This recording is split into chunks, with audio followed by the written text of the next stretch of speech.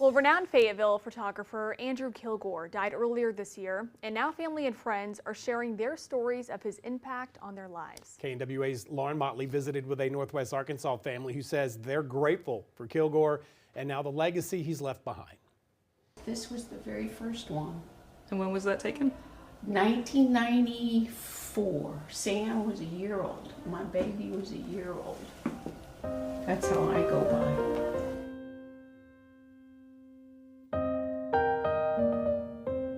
Our first picture he took of our family, we have 5 children, so there were 7 of us. And his studio was in an old warehouse around the square in Fayetteville. And I can remember taking the 5 kids up there and they were running around, just having a marvelous time. And Andrew would just stand and watch us. He never posed us. He would just sit us down, and the pictures would always turn out so beautifully. And then we did it every 4 years.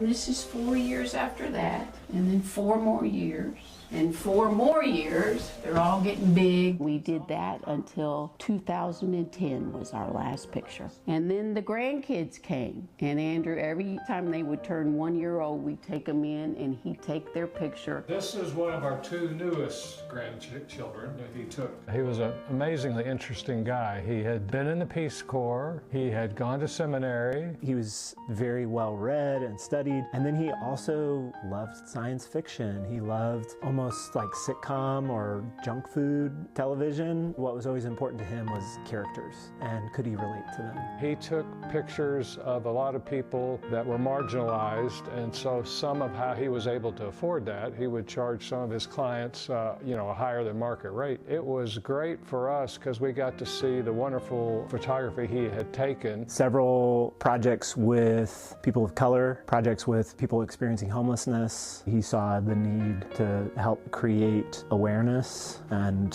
space for people who were disregarded by the rest of society. And of course now it serves as a great history of Fayetteville and the state of Arkansas. We always got these wonderful shots. Their personalities came through so much, especially with the babies. I love the idea of documenting our children's lives. And then the grandkids, when the grandkids started coming, they've kind of taken over from then on. Andrew took grandchildren 9 and 10 last summer. So we have number 11, and then we have a brand new one coming the end of August. So we have Josh LeMaster, who was his studio manager and good friend. Andrew gave him his camera, and so Josh says he's going to take our newest grandchildren's photographs with Andrew's camera. One thing that I'm committed to continuing to do is photographing people. I'm really interested in continuing Andrew's legacy and honoring him with what he taught me. I think I would tell Andrew, like, I'm going to keep making photographs, and I think he knows that. What he's given us, what he's blessed us with, I could just picture my great-grandchildren with these photographs. They're a legacy to him, that's for sure.